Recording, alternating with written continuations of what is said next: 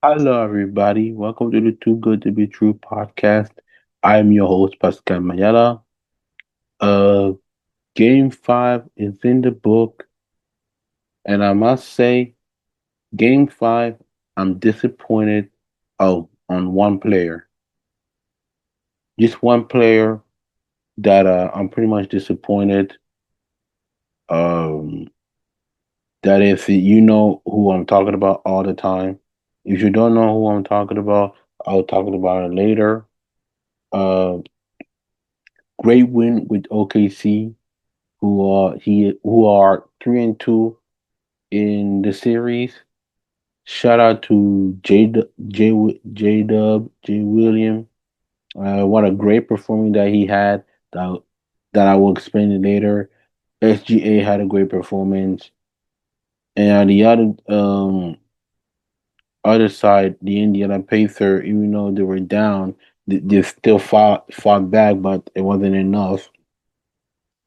But also, we had a latest injury for a player that I will talk about later. But first, make sure to go to my YouTube channel and subscribe, like, notify, leave your comment on the video, leave your comment on the community that I'll posted of sport news, hip hop, and sneaker news. That being said, let's go.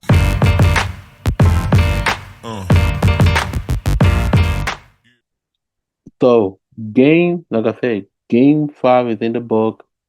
OKC got the victory.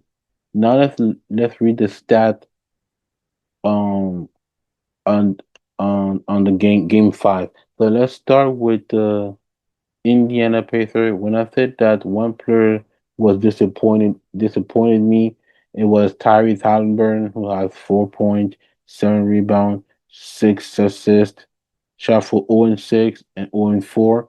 But um I cannot blame him a little bit because of he got he injured himself at the 7 minute in the first quarter, and then he went back to the locker room to check on it, and he said it was pretty good, but um Rick Carl let him play, which is a no. And now we just found out the news that he had a calf strain injury that probably he will play game 7, but he will check the MRI. If it's negative or confirmative that he won't play game 6. If he doesn't play game 6, it's gonna be devastated. So, but I think Rick Carr will find a game plan for game 6 against OKC. Now let's read the other stat. Pascal Siakam, a great game, 28 points, 6 rebounds, 5 assists, three steal, 2 blocks, shot for 9 and 15 on the field goal, 3 and 6 on the 3 point. Uh, Naismith had 14 points, 6 rebounds, 1 steal, shot for 5 and 9 in the field goal, 4 and 5 in the 3 point. Miles Turner, 13 points, 6 rebound and 1 assist, 1 steal, shot for 3 and 5 on the field goal, 1 and 2 on the 3 point. But and TJ McConnell, when Tyrese was down and he couldn't perform very well, TJ McConnell had a great game, 18 points, uh, 4 rebound, 4 assists, 2 steals, shot for 8 and 14 on the field goal, one and 1 and 2 in the 3 point. I'll be topping 12 points, 4 rebound, one assist, 1 steal, shot for 5 and 11 in the field goal, 1 and 5 in the 3 point. What can I say about the Indiana? Yes, OKC had control, but in the I believe it was in the third or fourth quarter, Indiana was catching up momentum, and after the steal of Nembar by I think it was Jay Williams or who I think it was Jay Williams. I don't know who was it. I think it was Aaron Wiggin. Aaron Wiggin. You knew OKC gonna win that game. But let's get back to Tyrese Haliburton because yes, he was disappointed. 4 point, and I was pretty much critical with him in this series in the finals. But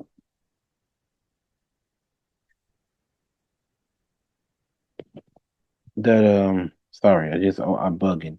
That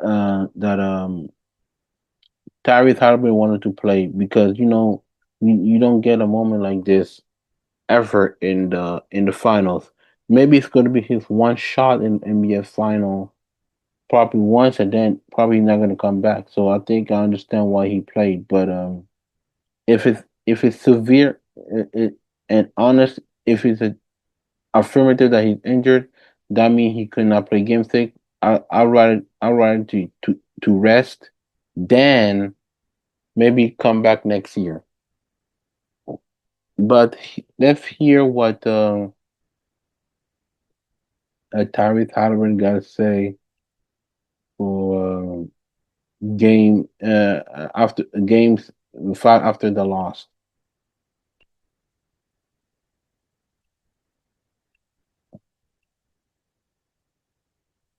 Teammates any way I can.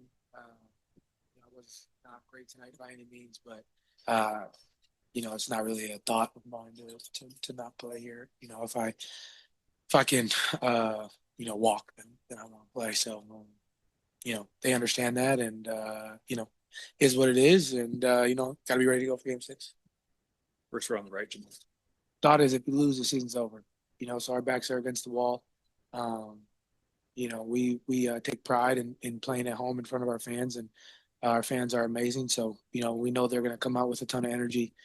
In Game 6. So we're going to have to be able to respond, be better, and look forward to the challenge. We got to take this a day at a time. Our backs are against the wall. I mean, you got to look at Game 6 like it's a Game 7. Losing is if you lose, your season's over. So we got to go in and take care of business. Just approach the game the right way.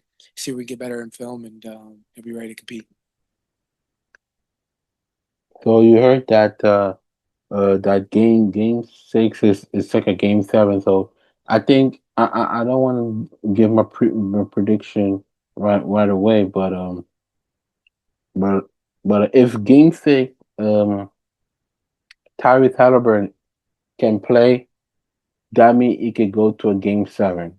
In my opinion, like and I gave my prediction that actually I didn't give my prediction on this podcast, but if I had to bet that Indiana Pacers win game six and they force a game seven, that game seven will be a close match in game seven. So don't let it twist it that Indiana gonna surrender. I think they're gonna continue to fight.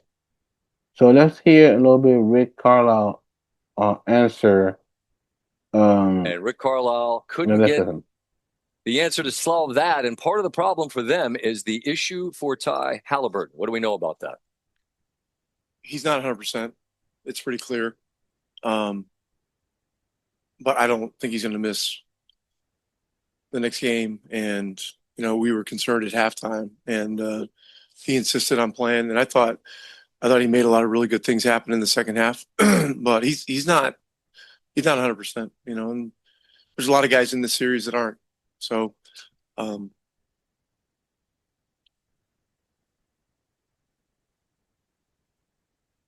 So you heard that what Rick Carlisle got to say, and just want to before we get to OKC, the series, I just want to say that Rick Carlisle is pretty much your Nobody's gonna make responsibility it's the finals, man. to. I've worked. It is kind of your responsibility to to um to let your player know if you're not able to play, and if you're not able to play, don't play. Just sit out, stay in the locker room, and I talk about Tyrese Haliburton, sit down and get recovery because Game 6 we need you. So I blame a little bit Rick Carlisle for that, but nevertheless, he's gonna do the test. If it's negative, that means he can play. If it's not negative, uh, I think Rick Carlisle was find another strategy. Moving on from Indiana, let's talk about OKC because OKC were amazing, amazing, amazing, amazing. So let's start with Jalen Williams, who had a career night, 40 point, uh, 6 rebound, 4 assists, one steal, shot for 14 and 15 in the field goal, 3 and 5 in the 3 point. Uh, SGA, 31 point, 10 assists, 2 rebound, 2 steal, 4 blocks, shot for 9 of 21 in the field goal, 0 and 3 in the 3 point. And in the bench, Aaron Wiggins, 14 points, 5 rebound, 1 block, 1 steal, shot for 10 of the field goal, 4 and 7 in the 3 point. Um, Carson Wallace got 11 points, 2 rebound, 4 steal, 1 block. Shot for 4 and 5 on the field goal, 3 and 4 in the 3 point. So what can I say about the OKC? They're one win away to go to win the championship. And shout out to Jalen Williams because we're talking about duos that Paul George, oh not Paul George, but LeBron, Luca, Tyrese, and yeah, they're a duo. Tyrese and Pascal Siakam, Cat and Jalen Brunson, but nobody talk about SGA and Jalen Williams. And Jalen Williams is the Scottie Pippen of this team. SGA is Michael Jordan. Jalen Williams is Scottie Pippen. So I don't know. I don't know what let him cook, but I'm glad that SGA took a step back for just letting have his moment in Game 5, and I'm glad that he was cooking. So let's listen to Chet Holmgren and after the win against okay What's been the most the fun Pacers. about being on this stage? Uh, it's all the little things, like you said, this is the biggest stage. It's easy to get wrapped up in, everything that you thought it was growing up. But the beautiful things are all the little things that you got to focus on. You can't get wrapped up in that. We're playing games. You got to focus on every single possession all game long, try to stack them up and try to come away with wins. Covering all these different sports as we do on Sports Center, whether it's the World Series or the Super Bowl or a major championship in golf or whatever, people say you just try to keep it the same, right? It's just a game. Yeah. But come on, man. Like this isn't a normal game. I mean, it's easy to say it, but everybody's lying to you when they do say it. Thank you for being honest. Yeah. So how do you do the best to make it just be just that, just another run? Well, I mean, you prepare all year long. You have a routine. We play 82 regular season games. And all season long, you're preparing like every single game is this stage. You know what I'm saying? Sure. And, you just take that preparation and you continue it along no matter, where you end up. And, we've kind of taken that mindset and it's gotten us to where we are. What's your sense of what it will take to get the last win? You'll get the first shot at it Thursday. If you need another one, you can come back home. But what do you believe will be required to knock off this very tough, talented Pacer team? Nothing different than what we've seen this whole series. Like you said, they're not going to quit. They're going to continue to fight. They're going to continue to kick. No team gets here in the finals, if they quit easily. You know what I'm saying? So we got to bring it all because we know they're going to bring it all. And, big games coming up. So you heard what he said, Chet Holmgren. Yes, they're still gonna continue. The Pacers will still continue to fight, but the OKC shut down uh Indiana Pacers in Game 6. I think they can get the victory, but it had to take like a team effort to stop them because if it seems like OKC figure out the Pacers? I mean, it's NBA Finals. It's the finals, man. I mean, he has figured. They have figured. They, actually, the OKC figured out how to stop the Indiana Pacers. But doesn't mean that they not to stop in Game 6. That's my question. Because OKC is great on defense. Offense, yes.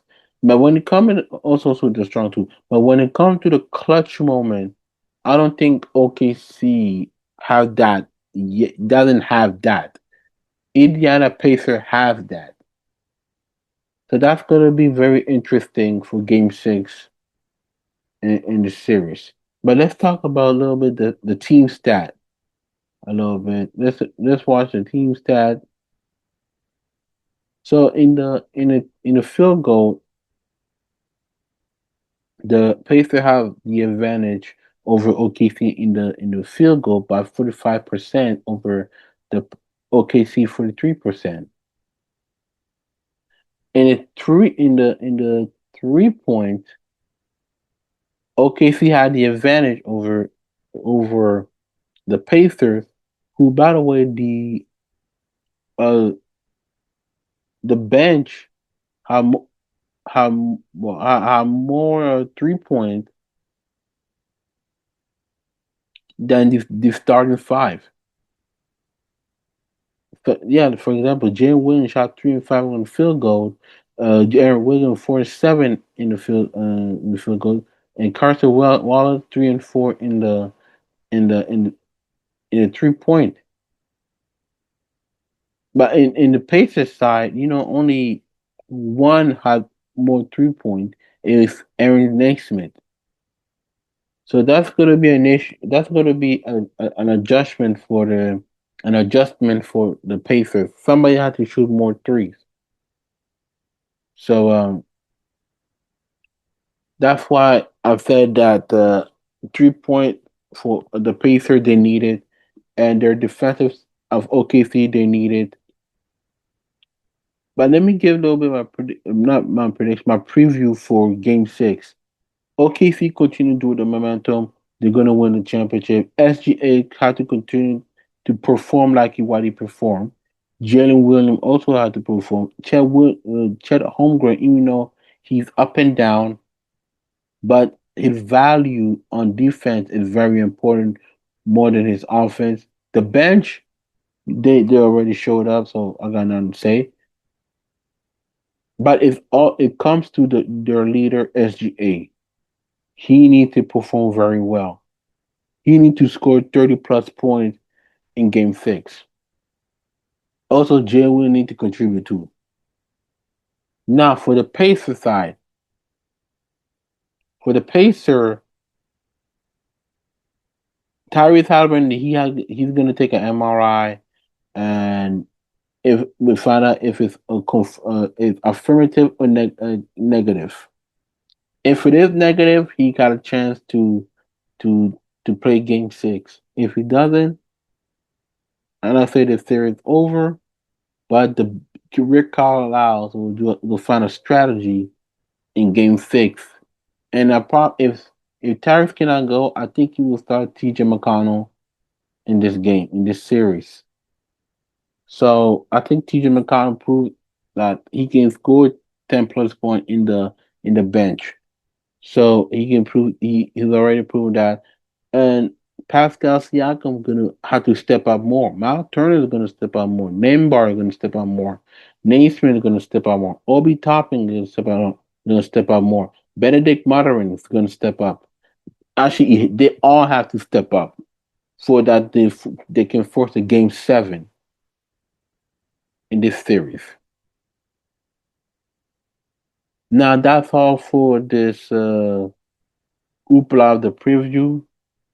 Um, I don't want to address it because I want to keep it maybe in Game 6 or Game 7 for that about my opinion about the Tyrese Haliburton superstar thing again because it'll always bring that up. But but I want to keep it. I want to reserve it because I said it a couple of times in the series. So thank you very much for listening to this podcast. Make sure to listen to this podcast on Amazon Music, uh, on Apple Podcasts, or Spotify. Don't make sure also to follow me on social media on Instagram, Pascal underscore Mayala underscore 15. Same thing with Thread, Facebook, Pascal Mayala. X formerly Twitter, you go at Belly versus PMM. I repeat it for the last time. At Belly versus PMM. And make sure also to follow me on my YouTube channel, Too Good to Be True podcast.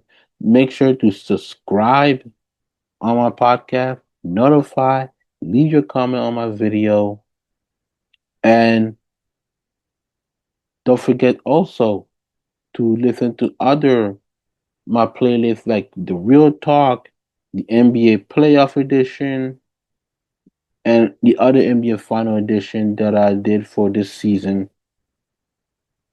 And also, I want to give a shout out and thank you for people following my podcast from across the world, like the Philippines, the United States, Canada, France, Germany, Australia, other country in Europe, Africa, Asia, and North America, South America. Thank you very much for listening to this podcast, and I'll see you next time for covering Game 6.